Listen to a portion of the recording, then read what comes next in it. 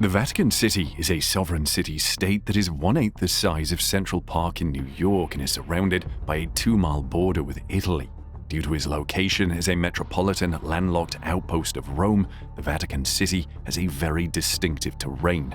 It is the smallest autonomous state in the world, with a border with Italy of 3.5 kilometers and a land size of about 121 acres. If you're looking for one of the biggest and most gorgeous squares on Earth, you'll find St. Peter's Square, situated beneath St. Peter's Basilica in the Vatican City. Other than natural disasters that impact Rome in general, like earthquakes, the nation has no significant known natural hazards or natural resources. Several dark secrets the Vatican has been hiding are beginning to come to light, from the Pope who was beaten to death to cases of pornography. Here are 15 secrets the Vatican doesn't want you to know. Number 1. Pope John XII was beaten to death. The Pope serves as the head of the Catholic Church and a moral example, continuing the work of St. Peter. Regrettably, several popes throughout history appear to have had different beliefs than St. Peter and even the Church at large. We all know that the Pope has presided over the Catholic Church for centuries, serving as a representation of Christ-like wholesomeness and a crucial moral voice on some of the most critical political and social concerns of the day. However, this hasn't always been the case for some popes, despite their reputation as pious and upright members of the Catholic world. It was never going to be a good start for Pope John XII because he ascended to the throne at the young age of 18, and he quickly converted his home into a brothel since his immature heart was not prepared for the life of a pope. And further down the rabbit hole, he participated in killing summoned demons and even had sex with his sisters. Are you eager to know the cause of his downfall? Well, his immoral acts would not last forever. Sooner rather than later, he met his Waterloo. A husband found his wife in bed with John XII and couldn't stand it. He beat the Pope so severely that he passed away from his wounds 3 days later. Number 2. Case of child pornography. Who would have believed that popes could be involved in a case that has to do with pornography? The Vatican found 2 cases of child pornography possession inside its much-revered walls, according to its head prosecutor, who warned that the Vatican is still dealing with the fallout from a widespread pedophilia problem in the Catholic Church.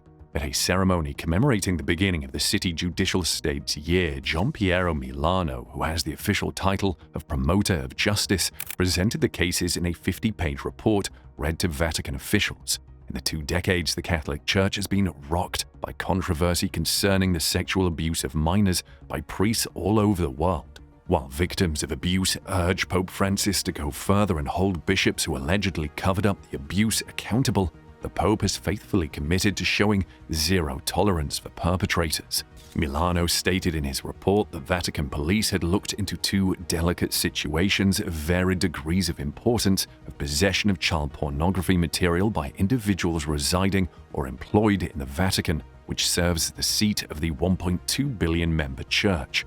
According to sources, the story revolved around a former archbishop who was placed under house arrest by the Vatican for allegedly having 100,000 child pornography movies and photographs stored on his work computer, the Holy See's residence in the Dominican Republic. His laptop allegedly had a gallery of horrors.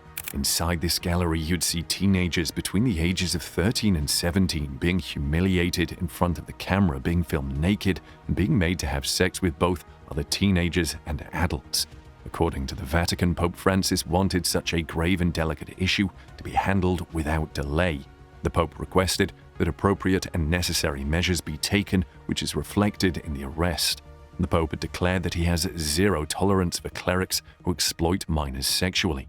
For the first time in Vatican history, Francis met with victims of clergy sexual abuse, and he promised that the Vatican would hold the responsible church leaders accountable. Number 3. The Vatican allegedly invested in Rocket Man. Have you seen Rocket Man? If you're an Elton John fan, you're certainly familiar with the movie Rocket Man, which celebrates his discovery of happiness in a romantic relationship. The Vatican was one of the movie's investors, which is the sole oddity. In a proclamation, Pope Francis forbade gay marriage, declaring that God does not and cannot bless wickedness. Gay marriage is not a part of God's design according to the Church, which holds that marriage must be between a cis man and a cis woman. However, this proclamation clearly enraged the LGBTQ+ community all across the world because it was also seen as an indictment of their intentions to maintain serious, lifelong relationships with one another. Among the many people that weren't pleased with this proclamation was Elton, who was the movie's main subject, and he attacked them on Twitter by showcasing evidence that the Vatican had contributed millions of dollars and profited from his movie. John asked how the Pope could gladly make a profit off of investing millions in Rocketman, a movie that celebrates him finding happiness through his marriage to David, while refusing to approve of homosexual marriages because they are sinful. The Vatican did in fact contribute about $1.2 million to Rocketman, according to fact-checkers. The 2019's musical production received $4.3 million from the hierarchy of the Catholic Church, which was split with another box office success, Men in Black International. The investment is connected to the Malta-based Centurion Global Fund, which receives the majority of its funding from the Secretariat of State of the Vatican. Also, a percentage of the investment comes from Peter's Pence, which are gifts made to the Vatican by individual members of the Catholic Church. Number 4. Proof that Jesus might have been married. What many know and believe, especially Christians, is that Jesus Christ came into this world as the Son of God through virgin birth and ascended back into heaven after his work here on earth was done. However, there has long been a rumor that Jesus wed Mary Magdalene and had children with her. This outlandish rumor is purportedly supported by documented evidence, and the notion is supported by a manuscript from the 6th century. The tale of Jesus Christ's marriage was found while it was being translated from Greek to the ancient language of Syriac. The Bible, however, makes no mention of this. His birth and death are both described in great detail in the Bible, but the 30 years in between are completely not spoken of. The Lost Gospel is a document that describes Jesus as associated with sex and who fell in love with Mary Magdalene and fathered her children. But then the church is divided on this subject for a variety of reasons. To begin with, this manuscript isn't really trustworthy. Despite being a genuine item from the British Library, nobody is aware of where or when it was written. Furthermore, the book asserts that Mary Magdalene was a co-redeemer of humanity and the daughter of God. In essence, it suggests that she was just as significant as Jesus, which obviously doesn't sit well with the Vatican. After all, the Holy See has done everything in his power to exonerate Jesus. According to certain historians, Jesus might have led a stereotypically human existence that the Vatican, like we, might not be aware of. Number 5. Vatican City has the highest per capita wine consumption. Over time, sources have shown that even priests and popes drink wines, beer, and others. The belief is that you should do everything in moderation, although using alcohol is not intrinsically bad. Once a person achieves a certain degree of drunkenness, they may have overused it to the point of grave sin. One of the reasons the Church has historically permitted and even advocated alcohol intake is that moderation is beneficial for health. Think of the medieval religious orders and how they produced wine, beer, whiskey, and liquor. According to the California-based Wine Institute, Vatican City is the nation with the highest per capita wine consumption.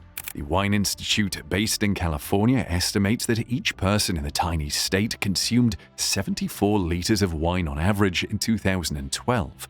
That would be roughly 98 bottles if they drank the regular size. It is also completely natural that the Pope is fond of whiskey, particularly Scotch, given it was monks who first introduced distillation and Christianity to Scotland in the 4th and 5th centuries.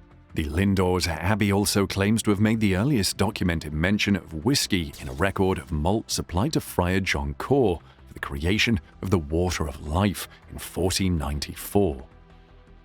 Number 6. Benedict IX was Pope 3 times. During his lifetime, Benedict IX served as Pope 3 times. The first time was when he was only 12 years old. He developed into a cruel young man when his political opponents attempted to have him killed, and he fled the scene to seek refuge in the city. Between his 2 reigns, he began robbing, killing, and doing other unspeakable atrocities all around the city. In 1045, he was elected Pope once more, a position he held for a rocky 2 months before being forced out. He attempted again 2 years after departing a second time, but this time he only stayed for 8 months before being eventually forced away and never coming back. If anyone was actually not capable of handling the position of Pope, Benedict IX would top the list. Number 7. The Vatican has secret archives. Years of irrational speculation about what is inside the Vatican was stoked by the Catholic Church's secrecy and the potential treasure that lay within. And since conspiracy theories continue regarding its substance, such as the absurd theory that the Vatican is harboring aliens there, even the name conjures up images of the Catholic Church's mystery and pomp, and those with more imagination may conjure up ominous ideas about what might be held there. The indexes to the archives are kept in a fortress-like area of the Vatican and are not available to the general public, except scholars who can only access them after they turn 75. They also house some of the most priceless artifacts of the Catholic Church, including papers from the 7th century. A letter written by Mary, Queen of Scots, who was executed after being made to surrender her kingdom and spending over 20 years in jail, stands out as a particularly noteworthy artifact. In the end, she received a death sentence for plotting to assassinate Queen Elizabeth I, a Protestant relative. She was about to be beheaded when she penned a frantic letter to Pope Sixtus V, pleading for her life and denouncing the heretics who would ultimately put her to death. She was executed on February 8, 1587, when the Pope did not step in to save her. The oldest known, nearly complete copy of the Bible, the Codex Vaticanus Graecus 1209, is one of the library's most well-known collections. And in 1623, the hidden history of Procopius was written down after being found in a library. Number 8. Vatican Mystery: Disappearance of a Girl.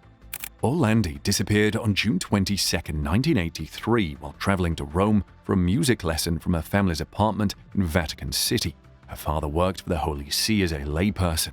One of the long-standing mysteries of the Vatican, her disappearance has been connected to a variety of things over the years.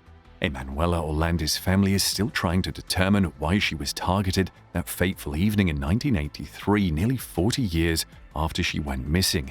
Emanuela, the 15-year-old daughter of a Vatican official, disappeared while returning home from a music lesson in Rome. Her whereabouts are still unknown. Later, in 2012, Gabriele Amorth, the Vatican's top exorcist, asserted that Orlandi had been abducted by Vatican police as part of a sex ring. Attempts to link the human remains with the missing girl's DNA were made when they were discovered in 2018 inside the Holy See Embassy in Italy in central Rome. The location of the princess's remains will be examined according to the Vatican. On July 13, 2019, the Vatican revealed the discovery of 2 sets of bones close to the tombs of 2 princesses, sparking rumors that one set of bones may be Orlandi's remains. Number 9. The Vatican helped Nazi war criminals escape the Allied forces. There were hundreds of thousands of people who actively participated in the extermination of Europe's Jews and organized mass murder in ghettos and death camps. Millions more were active and inactive members of the Nazi Party. Only 22 persons were found guilty at the conclusion of the Nuremberg trials, which were set up by the Allies to bring Nazi war criminals to justice. 11 people received the death penalty, 3 were declared innocent, 3 received life sentences, and 4 received terms ranging from 10 to 20 years in jail. In war crime courts in the Soviet Union, the United States, the United Kingdom, and Poland in the late 1940s and early 1950s, hundreds of more convictions, including death sentences, were delivered on Nazi high brass.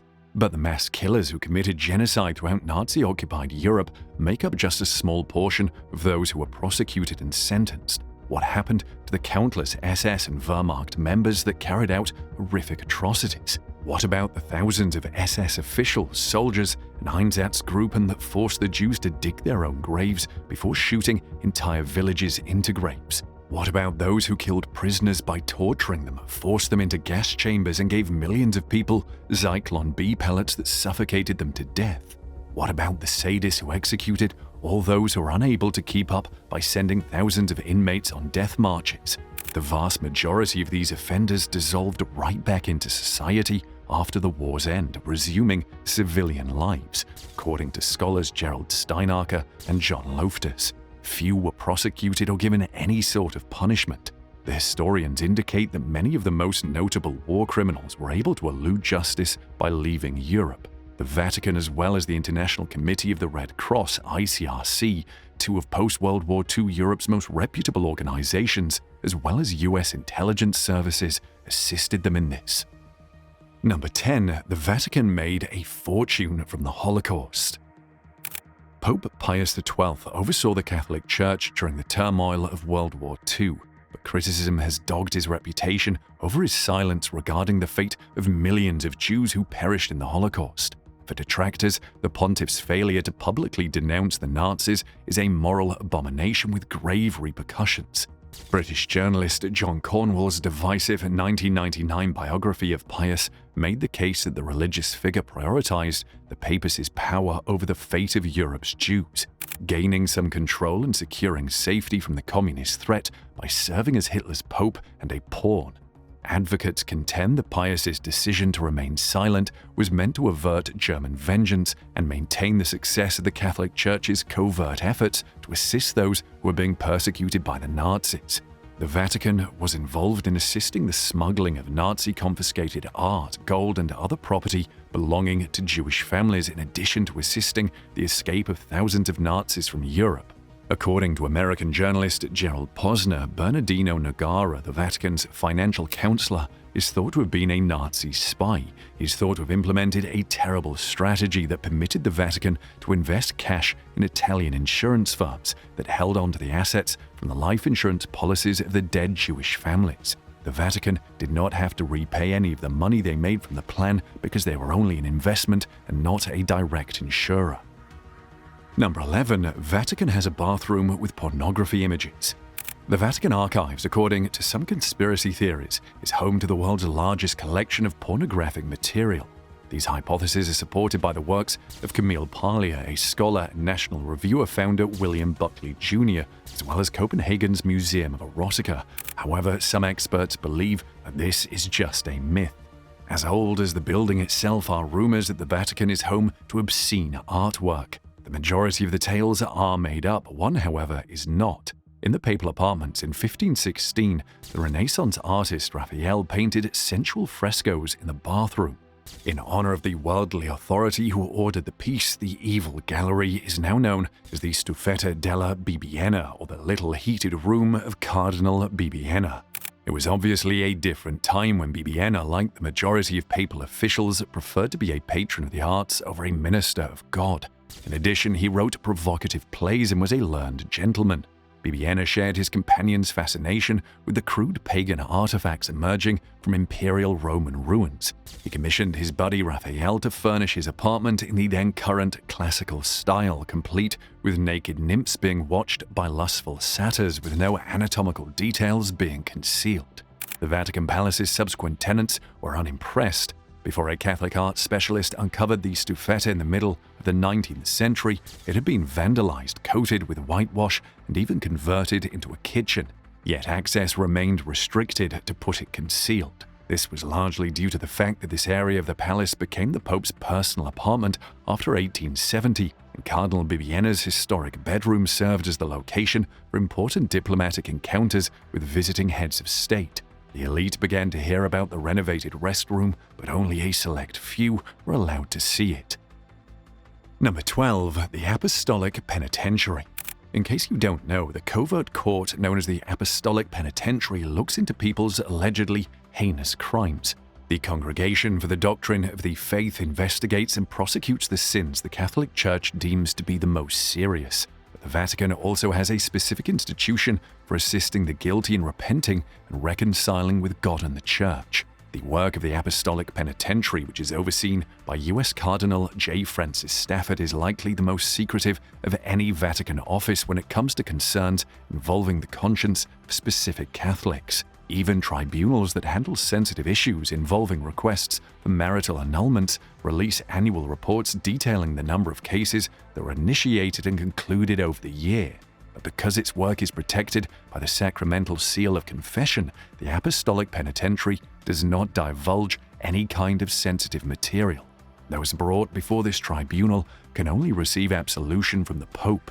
The attempted assassination of the Pope, a priest revealing a confessor's sin or identity, and other similar offenses are examples of sins. The major penitentiary headed by the Pope has two options. It can either grant automatic excommunication or offer absolution. Number 13. The Vatican has a time machine. Have you heard of the chronovisor? Do you believe that the Vatican possesses a hidden time machine? The Vatican is said to have a hidden time machine called the chronovisor, but does this really exist? There are undoubtedly countless mysteries that accompany different world faiths, but there is a myth that has persisted among Catholics for a long time, which is the chronovisor. There are many stories that have emerged concerning both the events that take place inside the Roman Catholic Church's headquarters and the stories from the Bible due to the Vatican's hermetic stance on various matters. This case involves the purported existence of a form of time machine that allowed for the capture of photographs of Jesus being crucified. It is alleged that with this machine one could look back in time, and it was used to capture photographs of Jesus. Father Pellegrino Maria Ernetti, an Italian scientist and priest, is thought to have created the chronovisor, a gadget that allegedly enables users to see both the past and the future. In the absence of any evidence, some people think the archives may not contain any such device. Number 14. Rwandan genocide. The Rwandan Patriotic Front, RPF, a Tutsi rebel organization, invaded Rwanda in 1990. Force was used by the military in retaliation, and the situation turned into a civil war. While Hutu-dominated media portrayed the Tutsi minority as a threat to Rwanda, anti-Tutsi sentiment started to become more intense. Before the genocide, Rwanda was regarded as one of the most Catholic nations in Africa. However, the Catholic Church's involvement in the murder led to a massive religious crisis. The Rwandan churches successfully evangelized thousands of new followers via the use of music and media, and the churches themselves were utilized by the genocide's perpetrators as a means of murder. Tutsi victims went to the house of God in search of safety because they believed it would shield them from harm. As a result of extremists taking advantage of this religion, hundreds of people were brutally murdered in churches all over the nation. The bloodshed in Rwanda exposed the Catholic Church to its worst horrors. In 100 days, 1 million Rwandans perished, yet several Catholic nuns and priests did little to help. The bulk of fatalities allegedly occurred inside or near churches. Number 15. Emergency route. The 2,600-foot stone Passetto di Borgo connecting the Vatican City and the Castel Sant'Angelo appears to the unassuming eye to be a standard fortress. Nonetheless, it has a path inside its walls that previous popes have utilized as a last resort exit. The wall was first built in 850 and Pope Nicholas III oversaw the construction of the current version in 1277. Just in time, Pope Alexander VI completed the wall in 1492, and 2 years later he used it to escape the invading French. The most recent papal flight occurred in 1527, when Clement VII eluded Charles V's 20,000 rebellious soldiers. After the high drama of the 16th century, the Passetto sat in deteriorating condition, closed to the general public, but accessible to the current pope in an emergency. The Passetto underwent renovations in 2000 in observance of the Great Jubilee year of the Roman Catholic Church. It has recently become accessible to guests for a brief period each summer. The Vatican Apostolic Palace and Castel Sant'Angelo, which are located on the banks of the Tiber River, are connected by a fascinating 13th century tunnel that is incorporated into the last remaining portion of Rome's medieval wall. This underground tube, which has been referred to as the final escape route of the popes, is a kind of ghost track that, despite its many horrors, has captured the imagination of many authors. For instance, author Dan Brown's inspiration for his best-selling novel Angels and Demons, which transforms the Vatican into a setting for fantastical conspiracies, came to him while he was in that tiny passageway. This tunnel was constructed from a tiny wall constructed by the Ostrogoth rulers who invaded Rome in 546. It is one of the few remaining examples of a Roman structure from the Middle Ages. During the period, the Hadrian's Mausoleum, later known as the Castel Sant'Angelo, was connected to the lower portion of Vatican Hill by the wall.